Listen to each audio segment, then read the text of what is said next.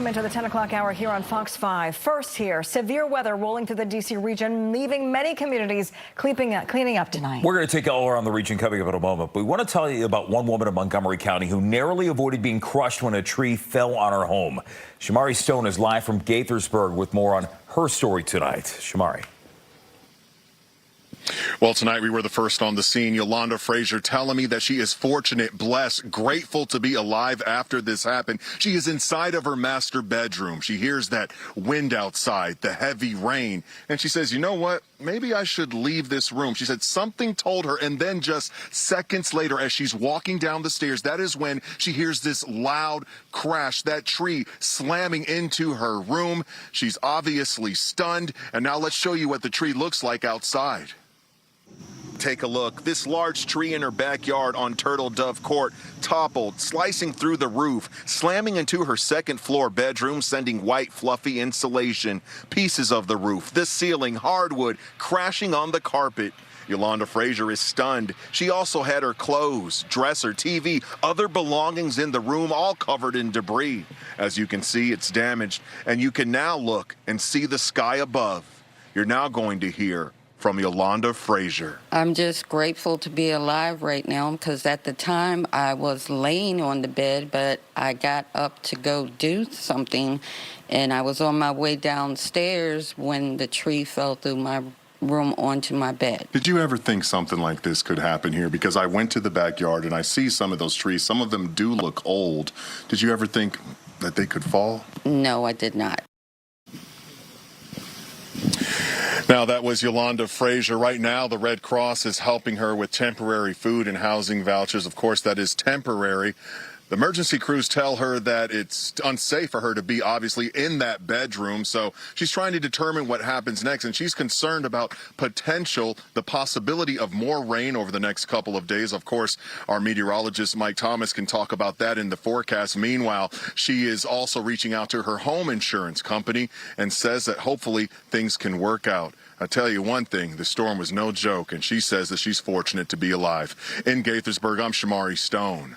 Back to you.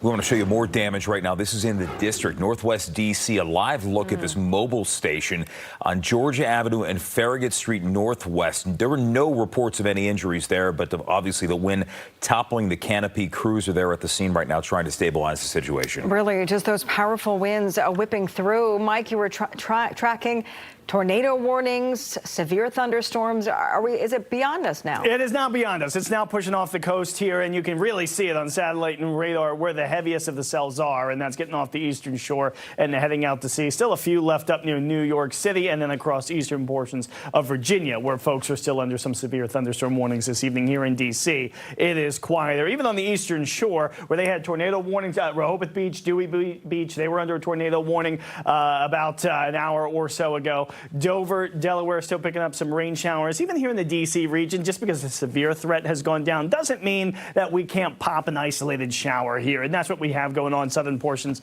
of Loudoun County. Trying to cross into northern Fauquier, head down towards the I-66 corridor there. But again, not expecting any more severe weather like what we had this afternoon, which, yeah, did damage every little bubble you see there.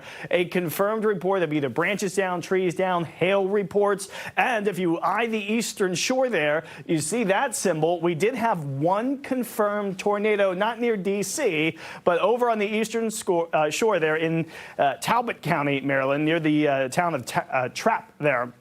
Multiple videos, and I did go on and see some of them as well. There are videos of this tornado that went right across Route 50 down that way. So incredible video. We did have one tornado confirmed out that way. They haven't given it a rating yet. They'll, of course, send out a team tomorrow and see what rating they want to give it. We look at temps right now. It's feeling a lot more pleasant out there now that these storms have gone by. 71 D.C., Dulles at 73, BWI Thurgood Marshall down in the 60s this evening. And tomorrow, well, just like last week, if you remember last week, we had severe weather last Tuesday. The days after it felt much better, and we're expecting more of that tomorrow. Thankfully, to touch on what Shamari was saying, we're not expecting a lot of rain the remainder of the week. Maybe a passing, and I mean a very isolated shower tomorrow. Most of us going to see sunshine. Temperatures heading up into the 80s. Humidity gets a break too. It does come back though as we head towards the weekend. So the thunderstorm chances. We'll talk more about that coming up in just a few minutes here, guys.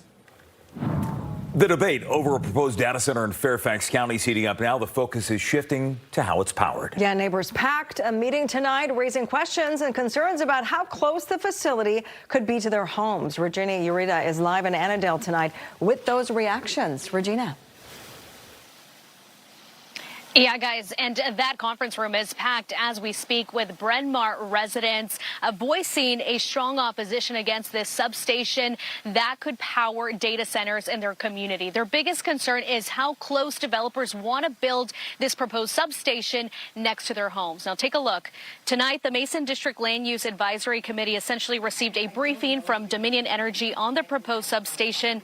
This was during tonight's meeting. Bryn Mawr residents showed up. Some were forced to stand outside the room just to hear the discussion, many making it clear there has been no public input and that they're worried about living next to an energy facility, citing potential health effects, environmental impacts, and a potential strain on the power grid. So I think it's a really devastating decision for the county to allow this to proceed. And I hope that we can hopefully change some minds here tonight or at the next meeting next month. I mean, why not put them where there's a noisy highway and other unsavory stuff going on? Why put it near playgrounds and backyards? It just doesn't seem right to me.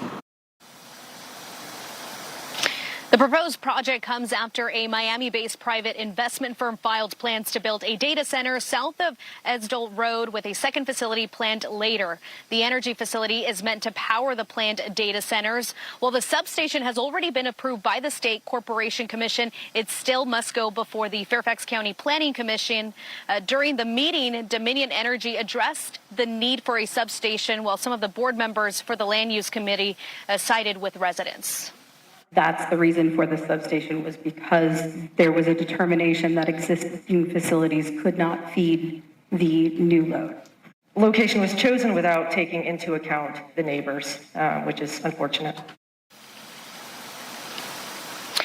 Now, again, there was no vote tonight. The meeting is still happening as we speak, and the Land Use Committee is still hearing from residents who are opposing this proposed substation. The meeting for a vote with the Land Use Advisory Committee is expected to happen on September 22nd, so we'll continue to monitor the latest details for this project. Back to you. Regina, thank you. Meanwhile, Montgomery County Council approving a temporary pause on new data centers. The temporary moratorium passed unanimously and will halt new permits for a year and a half. The ban is supposed to give county leaders time to develop stricter land use and zoning regulations. Supporters say it's needed to ensure large-scale projects can move forward, while others warn it could be a missed opportunity for long-term revenue. A shooting investigation underway tonight in Fairfax County. A live look at the scene along Fairchild Drive in Groveton, where one man was shot. He was taken to the hospital with what we're learning are life-threatening injuries. Police do believe the victim and suspect knew each other. That suspected shooter was taken into custody near the scene. And staying in Virginia, Annandale, a man shot today by Fairfax County police. The man was grazed by a bullet after grabbing the officer's gun during a foot chase.